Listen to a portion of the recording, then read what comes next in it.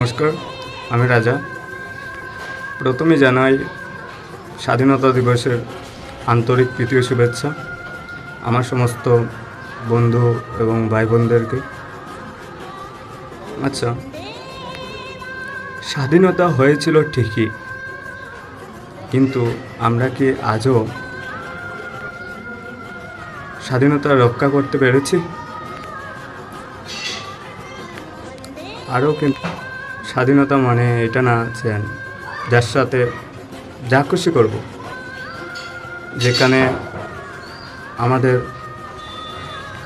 সত্য পথে লড়ার কথা সেদিকে আমরা মিথ্যার পথ ধরে লড়ছি। স্বাধীনতা তো সবারই স্বাধীনভাবে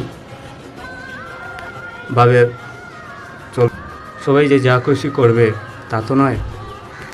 যা দিনের পর দিন রেপিস্ট এবং খুনি